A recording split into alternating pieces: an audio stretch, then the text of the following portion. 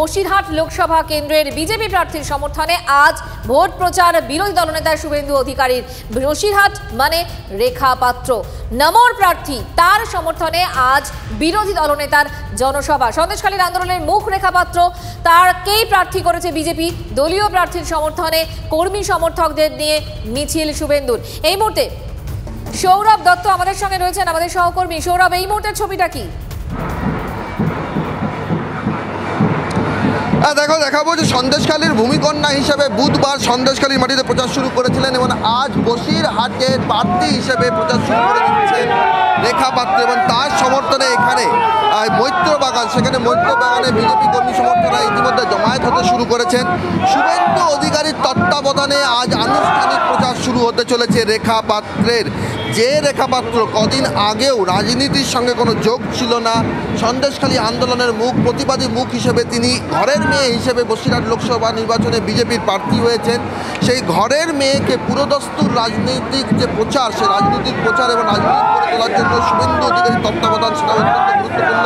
তার মেন্টর হিসেবে কাজ করছেন শুভেন্দু অধিকারী, সেরকমটা আমরা কিন্তু দলের সূত্রপাত জানতে পারছি। এবং আজ 4 কিলোমিটার পদযাত্রায় ছত্রে ছত্রে সেই ফ্রেম মন্দিরা দেখা যাবে বলে আমরা তেমনটাই কিন্তু দলীয় সূত্রে পাওয়া যাচ্ছে খবর। এবং একই সঙ্গে তোমাকে জানিয়ে রাখি যে এদিনের প্রচারে কিন্তু সন্দেশখালীর যারা অন্য আন্দোলনকারীরা রয়েছেন, যারা মূলত রেখার প্রাথমিকভাবে বিরোধিতা করেছিলেন, পরবর্তীকালে বিভাজন রেখা অতীত করে তারা সেই ছবি দিয়েছিলেন, উপহার দিয়েছিলেন যে প্রধানমন্ত্রী নরেন্দ্র মোদী যেটা জানতে চেয়েছিলেন রেখা পাত্রের কাছ থেকে প্রতিক্রিয়া কেমন, তার অঙ্গ হিসেবে আজ কিন্তু মাম্পি দাস, বীণা মাইতি, সাগরিকা মণ্ডল অর্থাৎ সাধারণ মানুষের উচ্ছ্বাস নজরে আসছে। ছবিতেই আমরা দেখতে পাচ্ছি। বক্তব্য হচ্ছে এই সন্দেশখালীকে অত্যন্ত গুরুত্ব দিয়েছেন প্রধানমন্ত্রী নিজে। বসিরহাট কেন্দ্রে রেখা পাত্রকে রীতিমতো প্রার্থী করা হয়েছে, ফোন করেছেন তিনি নিজে। আমার বক্তব্য হচ্ছে যে এই যে এলাকার মানুষজন, তাদের কাছ থেকে কিরকম রেসপন্স পাওয়া যাচ্ছে, কি বুঝছো? কারণ বিজেপির পাখির চোখ এই বসিরহাট।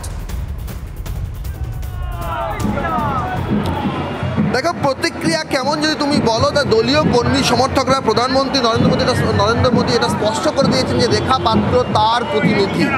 যে ফোনালাপে যে প্রশ্ন প্রধানমন্ত্রী দীর্ঘ যে ফোনের কথোপকথন, তার যে অডিও টেপ তার দলীয় কর্মী সমর্থকদের কাছে পৌঁছে গেছে, তারপর এটা বুঝতে অসুবিধা হওয়ার কথা নয় যে নরেন্দ্র মোদীর প্রার্থী হচ্ছেন রেখা পাত্র, সন্দেশখালীর মুখ এবং বসিরহাট লোকসভা নির্বাচনের প্রার্থী। এবং তার সমর্থনে তুমি দেখতেই পাচ্ছ এখানে বিজেপি কর্মী সমর্থকদের যারা রয়েছেন বসিরহাটে, তারা কিন্তু সকলে কিন্তু এসে হাজির হয়েছেন। এবং এই মুহূর্তে মহিলারা রয়েছেন, মহিলা পুরুষ নির্বিশেষে সকলেই কিন্তু রেখা পাত্রের জন্য রয়েছেন।